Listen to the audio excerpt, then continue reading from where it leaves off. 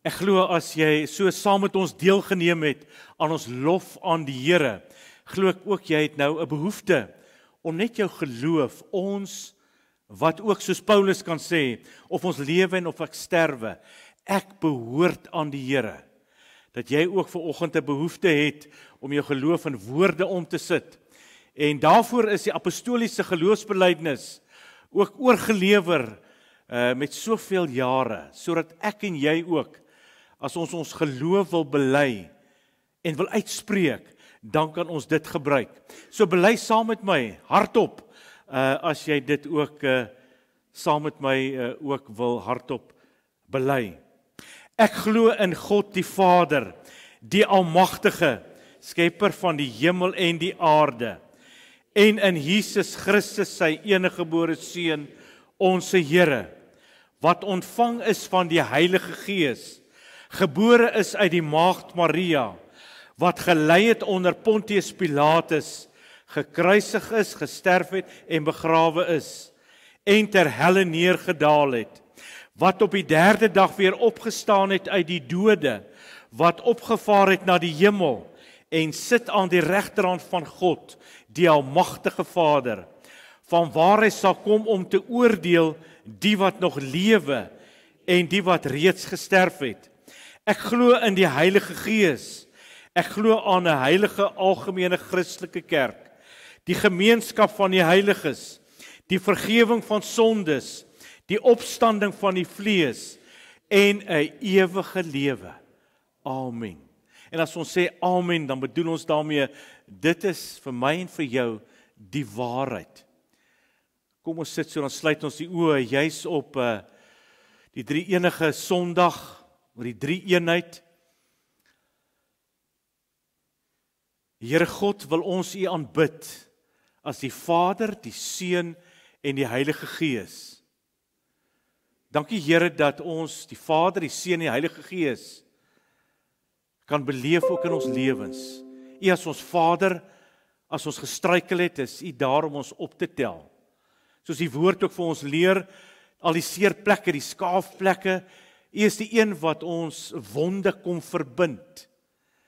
Maar Jesus Christus, U is ons Here, U is die een wat op die troon sit. U regeer oor hierdie hele wêreld, maar U regeer ook in ons persoonlike lewens. So naby, Here Jesus, het U gekom deur U menswording, dat U God is met ons, saam met ons. Dankie o Gees van God, dat U uitgestort is op Pinksterdag, waarvan ons lees in Handelinge 2. Dankie dat U in ons kom woon het, dat U ook langs ons loop, as die Parakletos, die een wat langs aan, maar ook in ons is. Here, ons aanbid U vandag as ons Here, ons Verlosser ook, die een wat hier by ons is. Dankie dat ons ook met hierdie liedere, wat ons gesing het, net nou ook U teenwoordigheid kan beleef. En dankie dat U lig ook op so 'n manier kan skyn, deur die kerk, deur U woord, en deur U Gees, dat ons U stem kan hoor. Amen. Ek glo almal van julle wat saam met ons en meegeleef het tydens Pinkstertyd, sal sê na die tyd, ook in die afgelope tyd, dit was 'n wonderlike tyd, met Dr. Marie Brits wat hier was, en ook die hele Pinkster vir ons gelei het, ook vanuit die woord van die Here uit. Dit was 'n tyd gewees waarin ons net, as dit ware, weer kon ontvang, en weer kon ontvang uit die woord van die Here uit. Verlede Sondag sal julle onthou, Dominee Duffy was Pinkster Sondag gewees, en hy het juis die boodskap gebring uit Johannes 14 uit.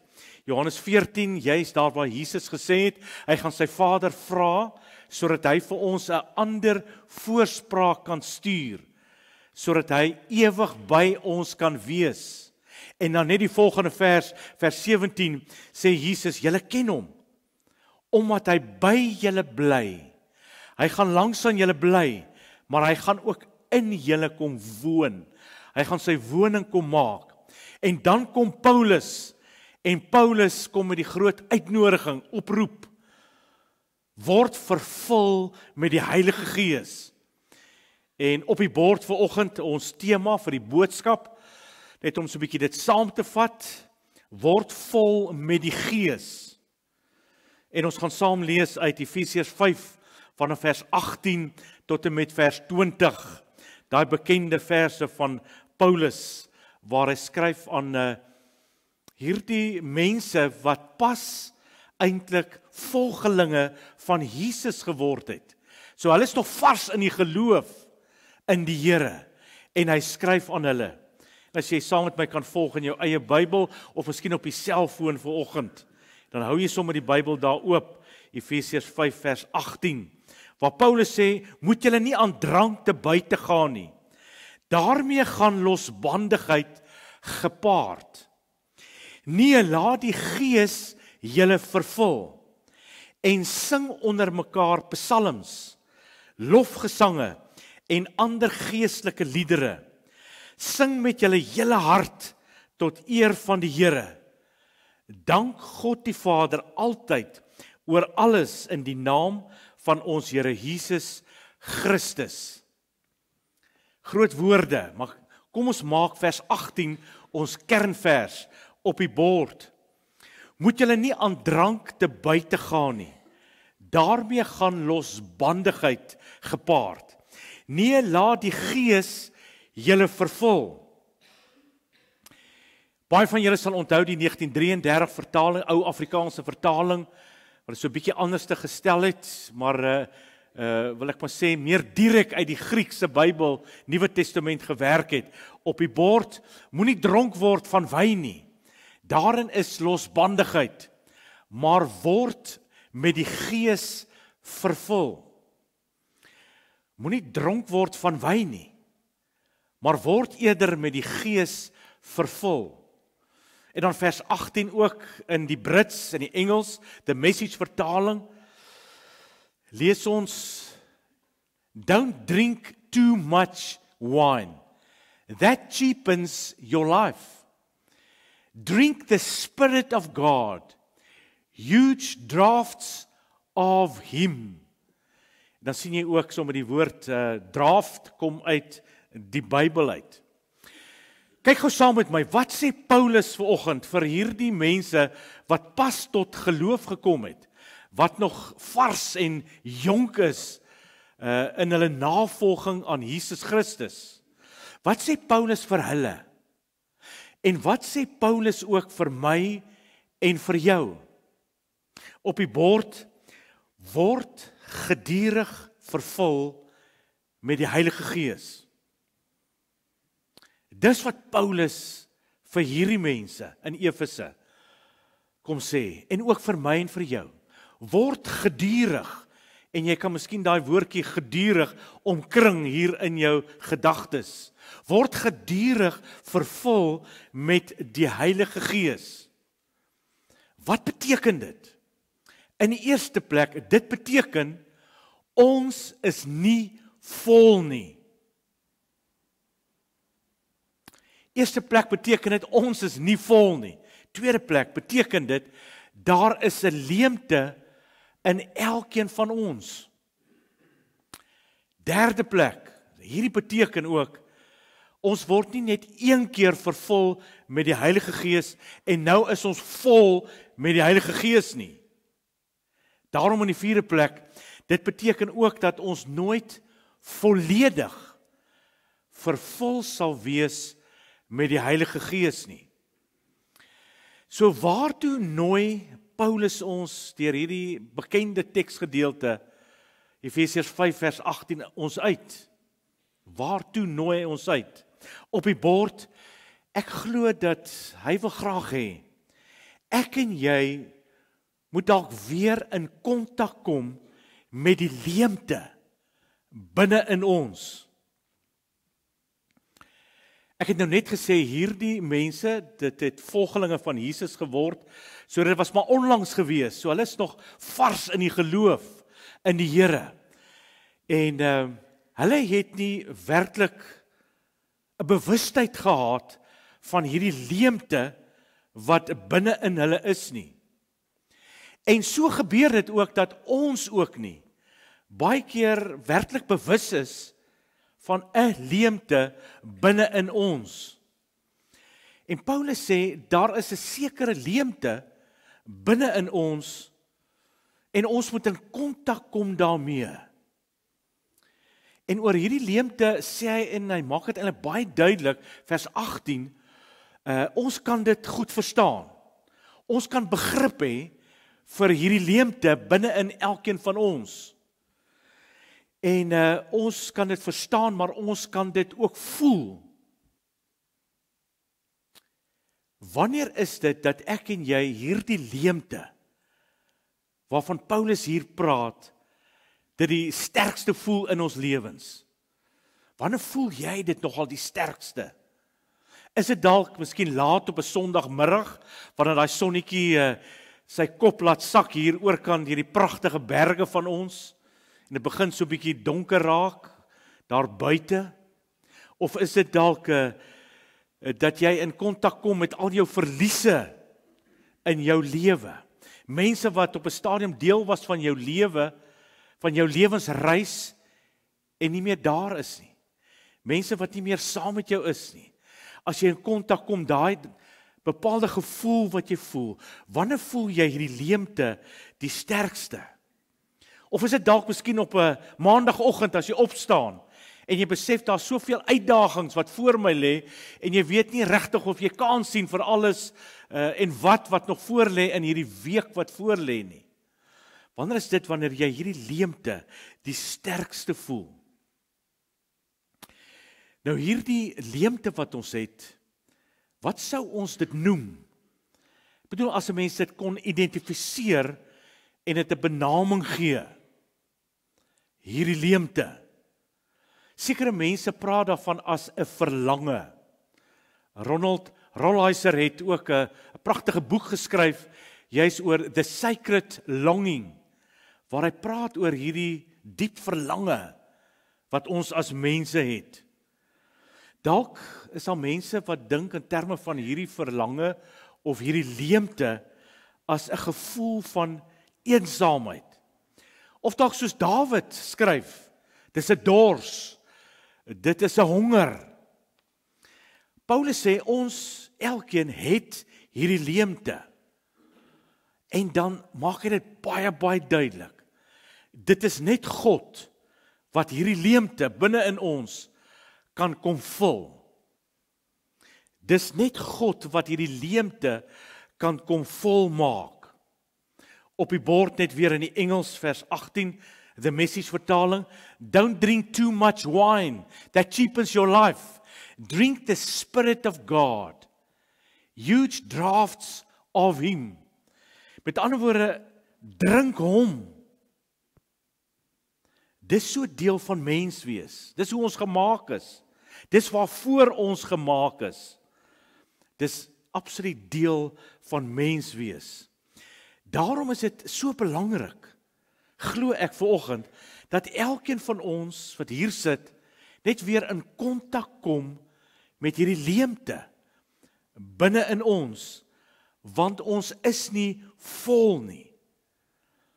Dis 'n leemte binne in ons.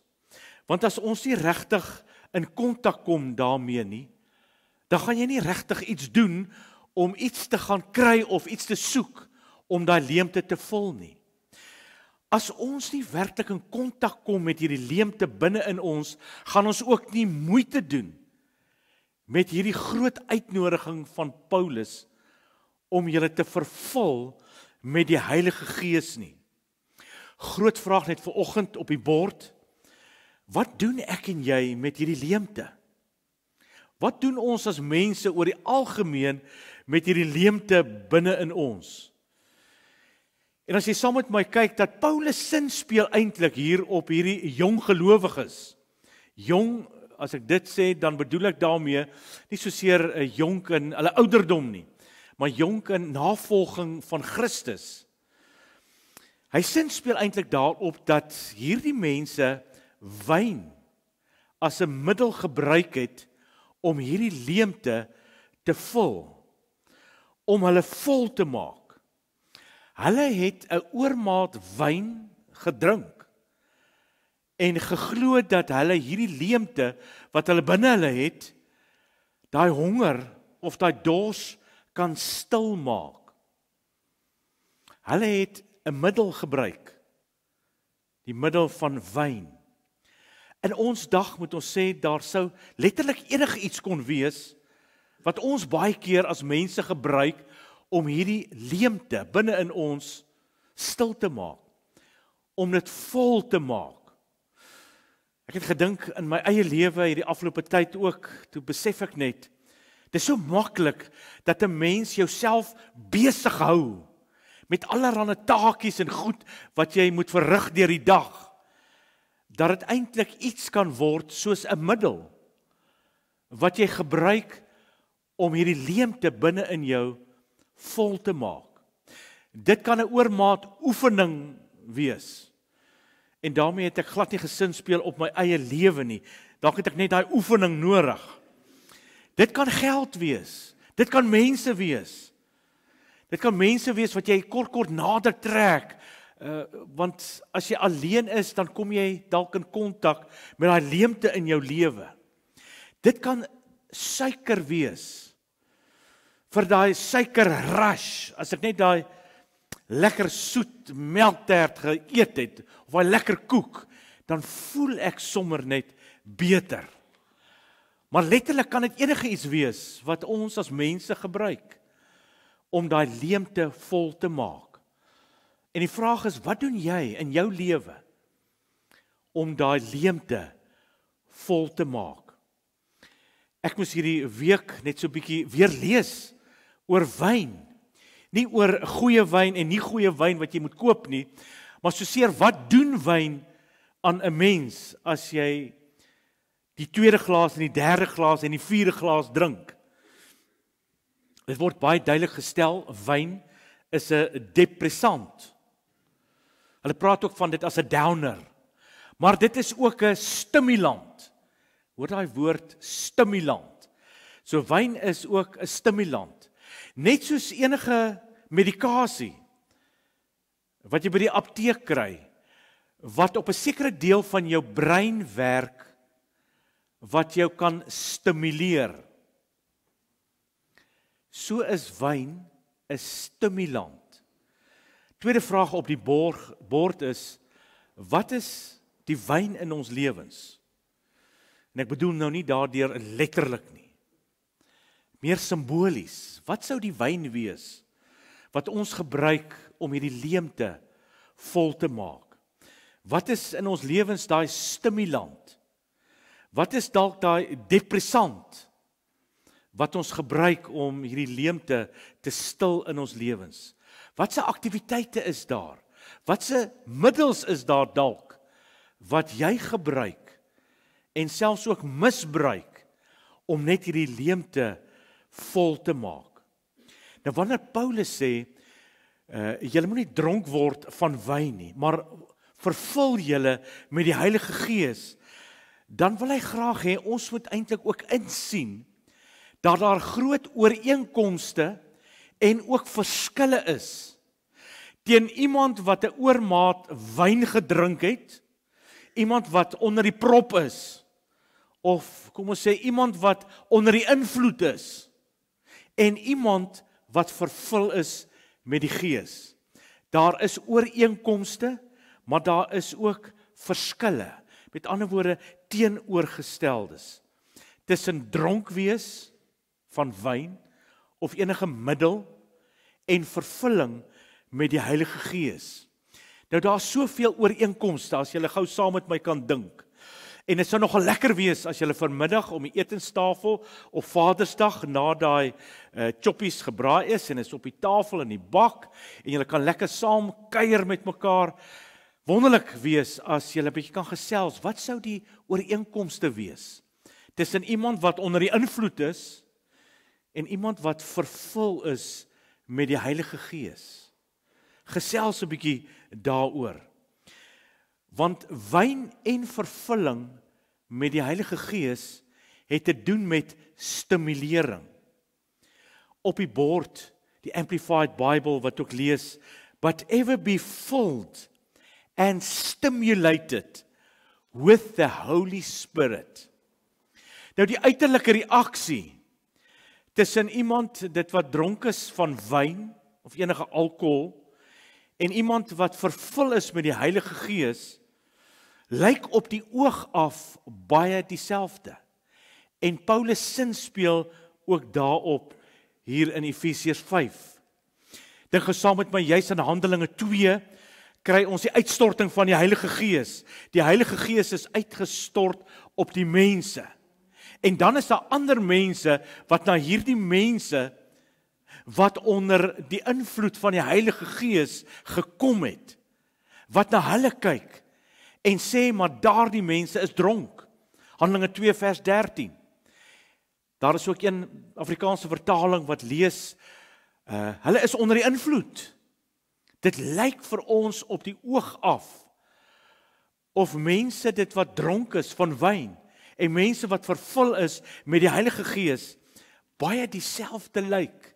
Uiterlik lyk dit baie dieselfde. Met die uitstorting van die Heilige Gees, Handelinge 2, was daar ongekende blydskap. Daar was vrymoedigheid onder mense, onder die leiding van die Heilige Gees. Daar was durf, daar was moed gewees. Baie dieselfde, soos mense wat onder die invloed is van wyn. As ek nou terugdink, veral in my studente dae, het ek dit werklik eerstehands beleef. Studente, dan is een skraal ouetjie, wat maar klein is, wat dalk op 'n stadium net bietjie te veel van daai klippies ingehaat het. En dan op 'n stadium raak hulle vrolik, en hulle is bly, en hulle wil almal omhels. En dan is daar 'n sekere fase, waartoe hulle oorgaan, wat hulle sommige groot manne wil aanvat met die vuiste. Dit is mense onder die invloed van drank. Dit lyk baie soos vervulling met die Heilige Gees, sê Paulus. Ek het ook gesien dat stil, mense wat skaam is, na die 3de, 4de, selfs die 5de glas wyn, wat dalk dan uitgesproke raak, vol moed en durf het, en dan kan hulle groot praat oor hulle self, oor hulle prestasies, wie hulle as mense is. Paulus sê, dit is baie dieselfde soos vervulling met die Heilige Gees. As jy dink aan daai blydskap, daai vreugde, daai vrymoedigheid, dis daai stimulasie. Paulus sê, daar's baie ooreenkomste, waarvan julle moet kennis neem, wat julle kan help, om vervul te leef met die Heilige Gees. Want hy nooi ons uit, word gedurig vervul met die Heilige Gees. Maar daar is ook baie duidelik kontraste. Daar's teenoorgestelde. As mens dink aan iemand wat onder die invloed is en vervulling met die Heilige Gees. Daar is kontraste. Kan ek net 2 noem vandag hier. Op die bord nommer 1 is jou oordeel as jy onder die invloed is van wyn, verskraal. Teenoor, met vervulling met die Heilige Gees, word jou oordeel vergroot. Dis die 2 groot kontraste wat daar is. As wyn dan 'n depressant is, dan onderdruk dit mos jou oordeelsvermoë. En dit verskraal ook jou ervaring van die werklikheid. Iemand onder die invloed van drank raak op 'n stadium baie bly en baie vrolik. Maar hy gee nie om nie. Hy gee nie om wat hy sê en vir wie hy dit sê nie. En dan kom daai spyt mos daarna, wanneer hy of sy nugter is. 'n Persoon onder invloed vestig die aandag juis op net een ding. Hulle ignoreer die implikasies, die res van dit wat alles rondom hulle gebeur. Dis net daai een ding waarop hulle fokus. En ek het 'n paar stories in my arsenaal wat ek saam met my dra oor veral manne wat gaan jag het daar in die Botawil omgewing waarvandaan ek kom.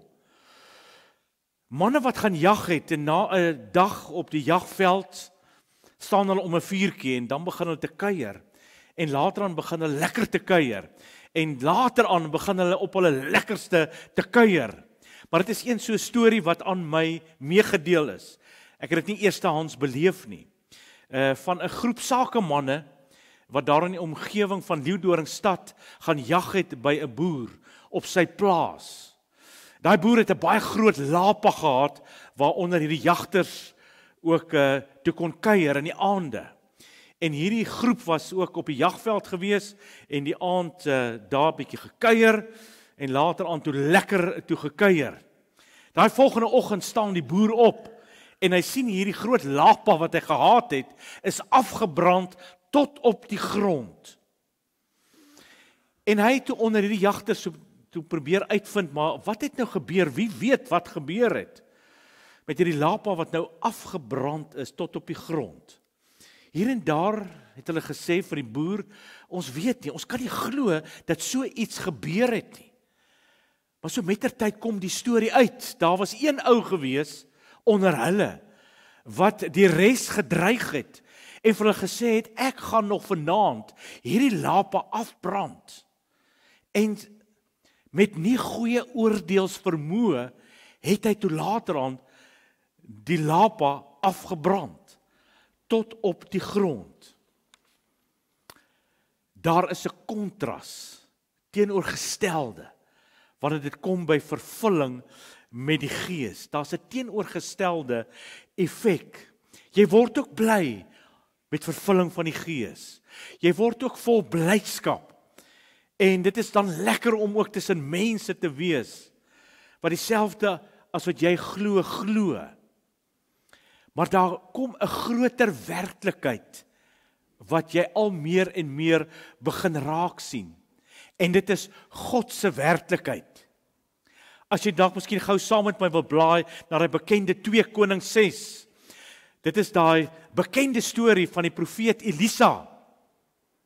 Elisa was daar saam met sy slaaf in die stad Dothan. En dan was daar gewees koning van Aram wat besluit het, maar hulle moet vir Elisa doodmaak. En dan stuur hy sy hele weermag, al die manne met hulle perde, met die strydwaans, stuur hy toe, sodat hulle deur die nag hierdie Dothan, hierdie stad kan omsingel.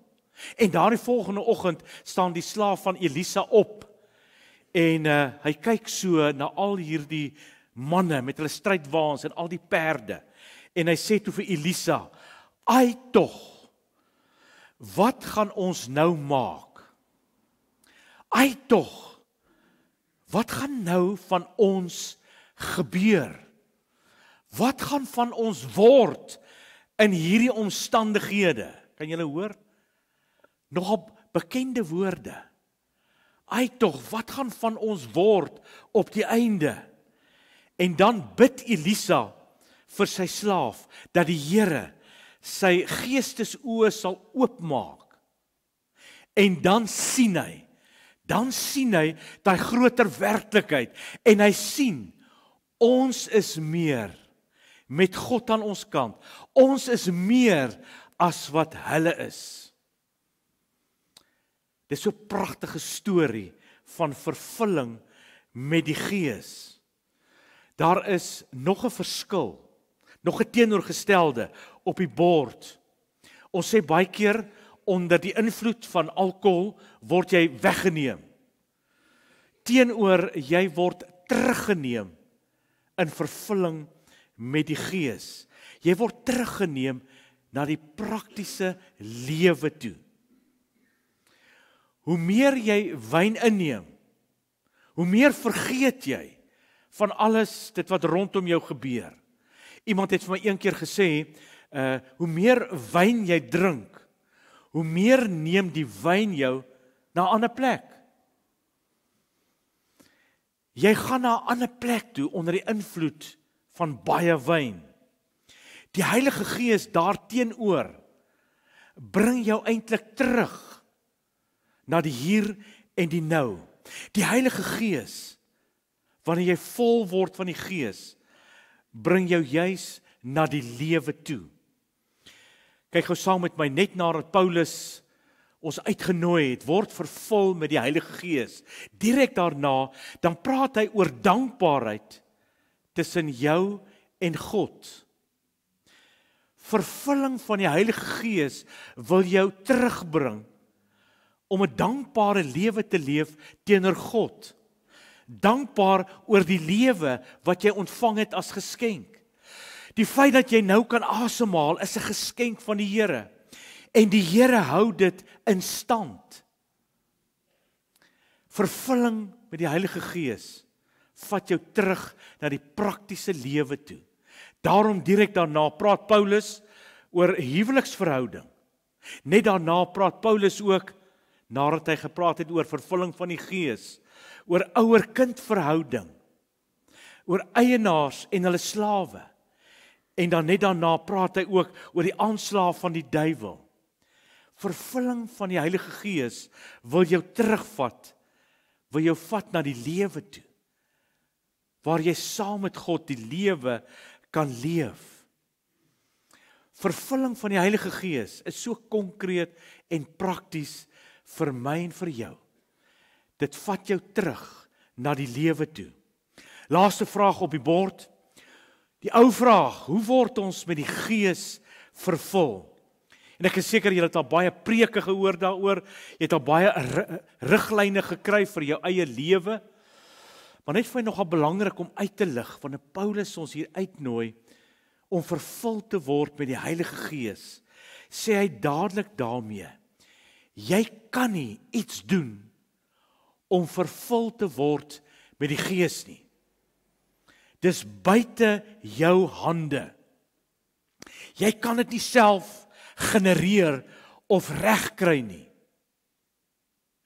Wat jy wel kan doen is, jy kan in jou lewe op 'n plek kom waar jy vervul word met die Heilige Gees. En Paulus lig vir ons in sy briewe veral, lig hy 2 maniere uit. Dit is 'n passiewe manier van vervulling met die Heilige Gees en ook 'n aktiewe manier van vervulling met die Heilige Gees. Juis in die passiewe manier van vervulling met die Heilige Gees kan ons dink aan 'n bepaalde metafoor. Metafoor van reën. Reën wat op ons neerkom. Dit sak op ons neer.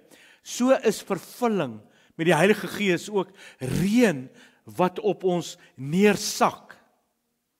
Blaai gou ook saam met my na daai pragtige gedeelte in Handelinge 19. Dit is juist die gedeelte waar Paulus 'n besoek aflê in Efese. Hierdie groep gelowiges, en dan vra hy ook vir hulle daar in Handelinge 19, is julle alreeds met die Gees vervul? Is julle, nadat julle tot geloof gekom het, is julle met die Gees vervul? En dan sê hulle vir hom, interessant, maar ons het nog nie eens van die Heilige Gees gehoor nie. Met ander woorde, hoe kan ons dan nou iets verstaan en ervaar van vervulling van die Heilige Gees? En dan bid Paulus vir hulle in vers 6. En nadat hy toe gebid het, dan kom die Heilige Gees neer op hulle, soos reën wat op hulle val. Die Heilige Gees val op hulle, en hulle word vervul met die Heilige Gees. Dit is die passiewe manier van vervulling met die Gees. Maar dan kry ons ook die aktiewe manier van vervulling met die Gees. En ons kry dit dan veral hier in Efesiërs 5. Kyk gou saam met my. Ons kan dink aan die metafoor wat ons kan help, is om te dink aan 'n fontein wat opborrel in ons binneste. Dis ook vervulling met die Heilige Gees. Dis die aktiewe manier. En dan word ons uitgenooi om net toe te laat dat die Heilige Gees uit ons en deur ons lewens vloei. Dis vervulling met die Heilige Gees. Laat die Gees deur jou vloei. En dan wil ek afsluit en vir jou vra, waar is jy in jou lewe op hierdie oomblik? Jy's wat betref die vervulling met die Gees, die voortdurende vervulling met die Heilige Gees. Op watter plek is jy? Is jy dalk op 'n plek miskien waar jy net in hierdie komende week weer moet erns maak met hierdie leemte? Net weer in kontak kom met hierdie leemte wat binne jou is, sodat dit jou dalk kan bring op 'n plek waar jy die Gees soos reën kan ontvang, daaroor kan bid en kan vra, Gees, kom maak my vol, Gees van God, kom vul my. Dalk is jy miskien op 'n plek waar jy net jou lewe moet oopmaak, sodat die Heilige Gees deur jou, in jou kan vloei, sodat jy vir die Heilige Gees kan sê, maar kom vloei net deur my lewe. Dalk is dit miskien die gebed waarmee jy elke oggend kan opstaan, om net te vra, Here, Gees van God, kom vloei deur my lewe. Laat die Gees deur jou vloei. Word so voortdurend vervul met die Heilige Gees. Amen. O Gees van God, dankie dat U in ons woon. Eenmalig, in Handelinge 2 lees ons, is U uitgestort. Maar ons word ook uitgenooi, opgeroep, om vol te word met U Gees. Dankie ook vandag vir die riglyne wat ons gekry het, 'n paar waarmee ons kan werk. Ook die metafoor van reën, wat op ons kan neersak, en voortdurend kan neerval, sodat ons uitgenooi word om ons lewens net oop te maak, om ook deur gebed vir U te vra in dankbaarheid. Kom vloei deur my, o Gees van God. Help vir ons, Here, dat U deur die Gees, deur die vervulling van die Gees, ons juis sal neem na die lewe toe, na die alledaagse lewe, waar elkeen van ons saam met U ook kan leef. Amen. Ek gaan sommer nou dan hierdie kers doodmaak, net as 'n simbool, as ek hom doodgemaak het met hierdie erediens, hier aan die einde van hierdie erediens, dan is dit ook 'n bepaalde simbool, dat jy ook hierdie lig ontvang, soos ons ook nou ook gesing het, sodat jy met vrymoedigheid daai getuie van Jesus kan wees. Mag julle almal 'n wonderlike Vadersdag ook beleef, en ontvang ook so die seën van die Here. Want dit is 'n seën as ek vandag vir jou ook uitstuur met die woorde, word vol van die Heilige Gees. Amen.